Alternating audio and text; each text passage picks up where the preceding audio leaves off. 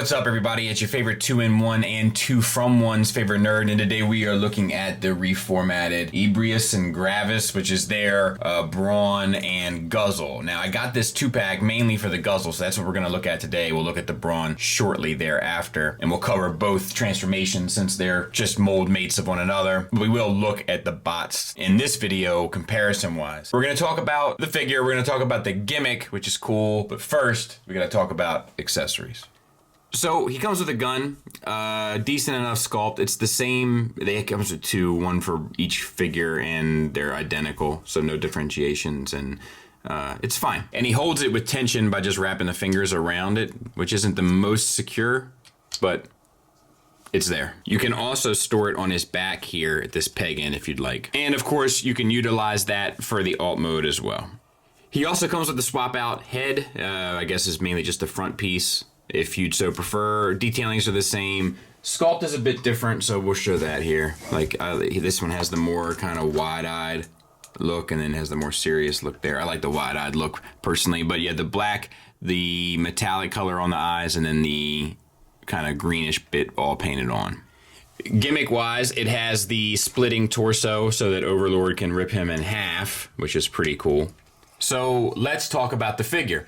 So one thing that I noticed kind of straight away was how well it's toleranced. It's really, with the one little hang up being here, but it's not really a tolerance. I guess it technically is, but for the most part, it's a very smooth and well put together figure. All right. The head is on a ball peg. We have metallic paint on the eyes. We have the black paint and the green paint. You get some attitude there, you get a little bit down, you get a little bit up, but it's fairly limited. Moving on, we have the white paint added on to the shoulder pieces, I believe. I don't think that's a separate piece. Actually, maybe it is. So that might not be painted either. It's hard to tell. And then you have that kind of swirly looking plastic for the gold. Some people don't like it. I kind of do. So that's a subjective kind of thing. You have an ab crunch that gets you all the way over, which is nice. And you have a swivel. So that works well as well. You gotta kind of use the ab crunch a little bit because of the backpack, but for the most part it's fine. Speaking of which, you can get that, adjust that as need be. All right, you have the shoulders, which are universals. You can spin them all the way around.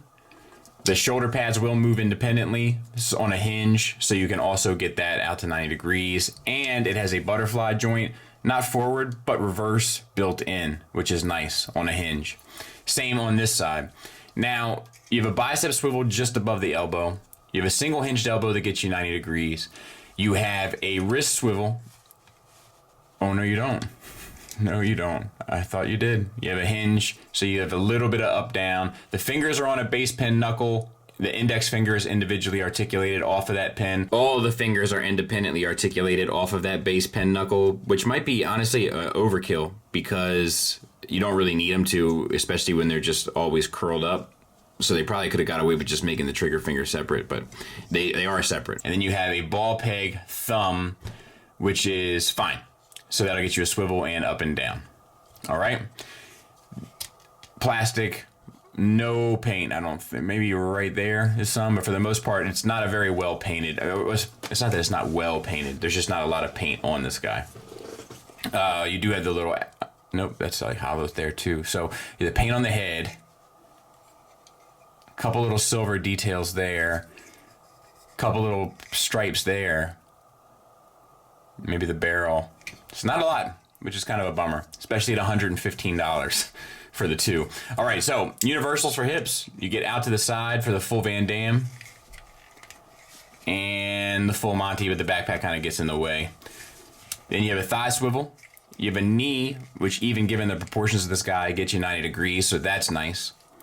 You have an ankle tilt, well, it's a toe tilt, up, toe tilt, down, and a rocker. And there he is from the back. So yeah, I mean, it's a pretty decent little fella overall, to be honest. And like, he is kind of fun. I had to give him that as well to mess with, but I'll save the rest for sort of final thoughts. There he is next to his mold mate. So, like, it's a pretty decent use. The changes in the torso and such do give it some independent and unique aesthetics. So I'm not terribly mad at it. I just wish it wasn't double packed.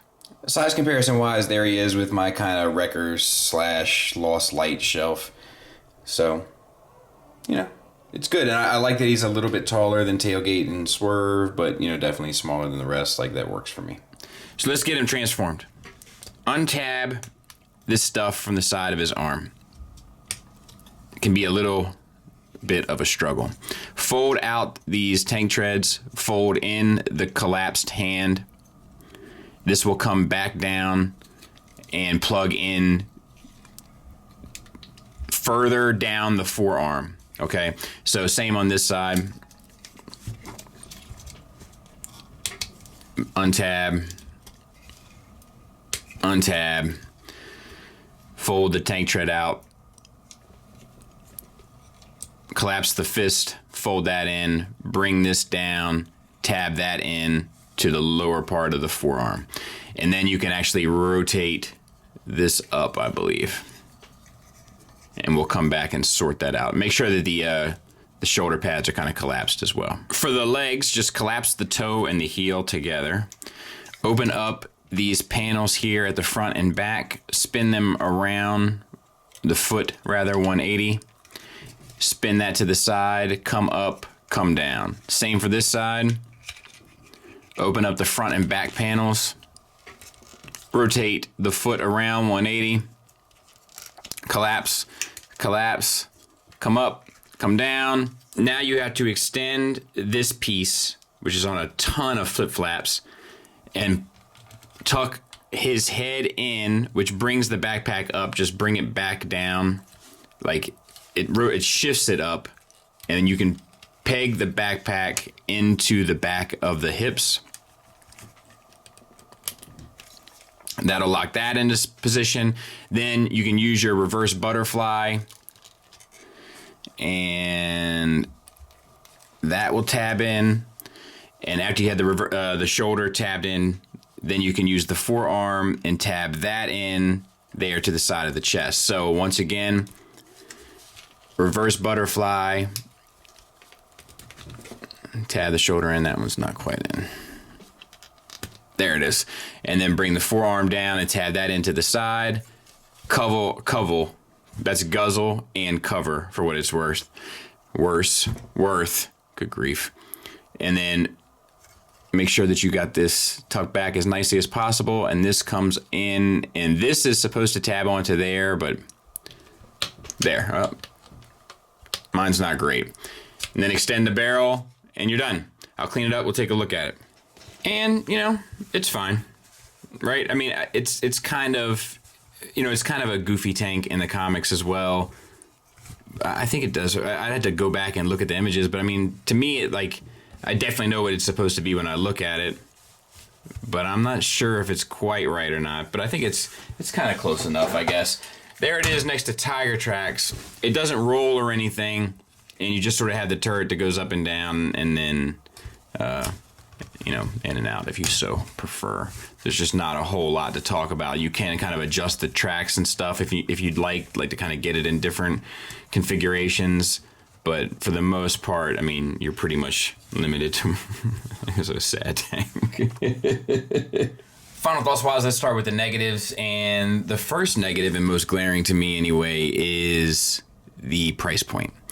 It's very expensive for these two figures, for what this figure ultimately is, and the price point doesn't reflect any sort of higher standard of materials or paint or anything, really. And that's not to say that there's anything wrong with this inherently, it's just that it doesn't match the price, not at all. I'd feel much more comfortable if both were around 60 bucks, to be fair, but maybe 80 for both would seem fair, 50 for one, 80 for both. That would seem right to me. It's very little paint. It doesn't seem like an especially high part count, and there's nothing about the materials that suggests any sort of higher standard or grade of product. So that's my biggest issue here.